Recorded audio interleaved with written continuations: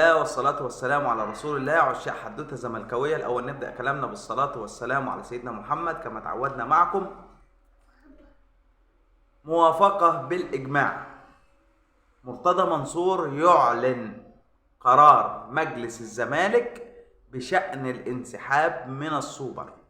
كلنا عارفين إن في اجتماع مجلس إدارة طارئ النهاردة لمجلس الزمالك بيرد على قرار اتحاد الكرة اللي بعته الزمالك تتظلم ولجنة الانضباط ولجنة التظلمات والقصة اللي احنا عايشينها بسبب عقوبة الأخ كهربا. فمجلس الزمالك هقول لك زي ما قلت لك لجنة الانضباط والتظلمات قالت ايه، خلاص عقوبة كهربا هتنظر فيها بعد أسبوع. ده قرار مين؟ لجنة الانضباط والتظلمات في اتحاد الكرة. قال لك هننظر في العقوبة دي بعد أسبوع. طيب الزمالك هيعمل إيه؟ هينسحب؟ هيلعب السوبر؟ الفريق هيسافر الإمارات بكرة أو بعده ولا مش مسافر؟ هنعرفك كل القصة دي بس بعد ما تصلي على النبي أهم حاجة، ثم اللايك ثم الاشتراك في القناة. الموضوع مش باخد منك لحظتين بالظبط.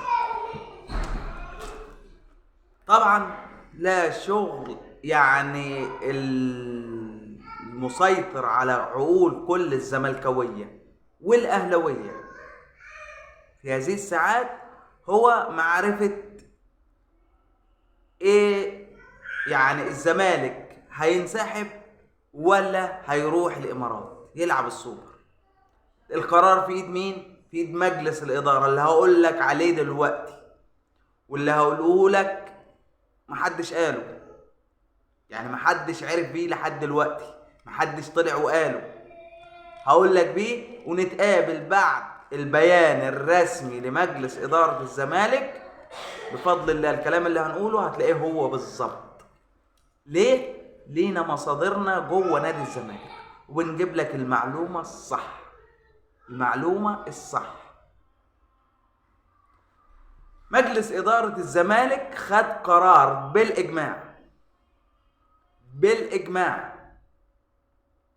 الذهاب إلى الإمارات ولعب مباراة السوبر أمام الأهلي. ليه؟ قال لك إحنا نادي الزمالك نادي الوطنية والكرامة، ومصر أولا ثم الزمالك ثانيا، فالمصلحة تقتضي إن الزمالك يروح يلعب السوبر المصري.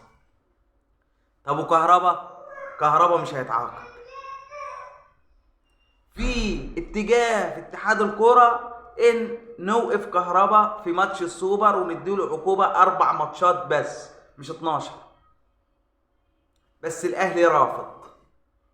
الاهلي عايز العقوبة بعد ماتش السوبر وتكون 4 ماتشات بس كهربا يلعب السوبر، ده شرط الاهلي.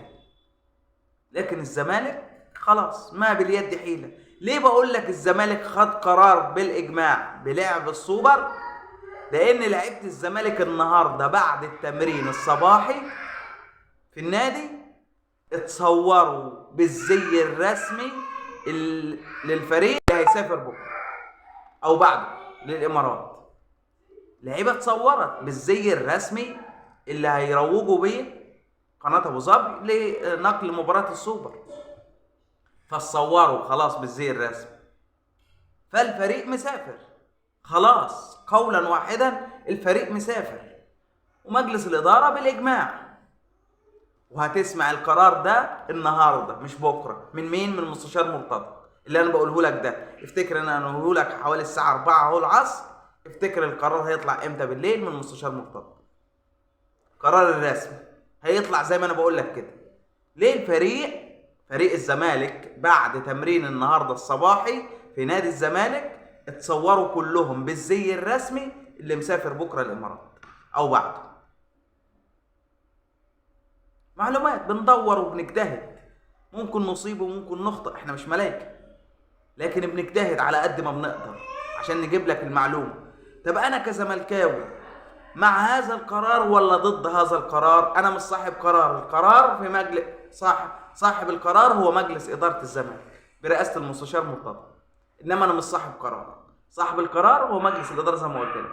انما انا وجهه نظري كان قولا واحدا وبيان حازم وصارم وقاطع هو عدم الذهاب للعب هذه المباراه، ان الزمالك ما يروحش. الزمالك قولا واحدا ما يروحش، دي وجهه نظري. وجهه نظري الزمالك ما يروحش ليه؟ عشان كهرباء، عشان العداله، عشان طاقم التحكيم الاجنبي المصري اللي فرضوه علينا، والزمالك بيطالب بطاقم تحكيم اجنبي. الزمالك هو صاحب هذه المباراه. الزمالك هو صاحب هذه المباراه لانه هو بطل الدوري والاهلي بطل الكاس. فكان المفروض طاقم تحكيم اجنبي زي ما الزمالك طلب، انما ضربوا اتحاد الكرة ضرب طلب الزمالك عرض الحائط وجاب لك محمود البنا حكم مصر لهذه المباراة. اتحاد الكرة ضرب بالقوانين واللوائح عرض الحائط وما نفذش وما اعلنش عقوبة كهرباء. هل ده للسببين دول ما كنتش اروح العب السوبر واسيب الاهلي لوحده في الامارات يجيبوا بيراميدز. مع احترامنا لبيراميدز، جماهيرية بيراميدز شعبية بيراميدز مش زي شعبية الزمالك. فكنت هتكبت الشركة الراعية واتحاد الكرة خسائر بالملايين، لأن الزمالك براند اسم كبير. تثبت موقف أنا مش هلعب السوبر عشان كده، عشان ما يعملوهاش تاني، عشان يحققوا العدالة، يخلوا عندهم شوية من الأحمر ويحققوا العدالة. فمش عايز اتكلم لان الواحد اتكلم كتير. فقرر مجلس الاداره خلاص هنلعب السوبر، والفريق مسافر، والفريق اتصور بالزي الرسمي اللي هيسافر الامارات. خلاص القصه خلصت، ده قرار مجلس الاداره ويتحمله. بشرى ساره للزملكاويه قبل ماتش السوبر عوده احمد فتوح. احمد فتوح شارك في التمرين كامل النهارده. عوده احمد فتوح ومصطفى شلبي، الثنائي ده هيكون جاهز لماتش السوبر في تمرين النهارده الصباحي. والمساعد فيريرا الكولومبي اوسيريو الكولومبي وصل النهارده وصل امبارح وكان في تمرين النهارده. والثنائي فتوح ومصطفى شلبي اصبحوا جاهزين 100% لمباراه السوبر اللي خلاص الزمالك هيلعبها يوم الجمعه امام الاهلي في الامارات يوم 5/5. دمتم في امان الله، والسلام عليكم ورحمة الله وبركاته.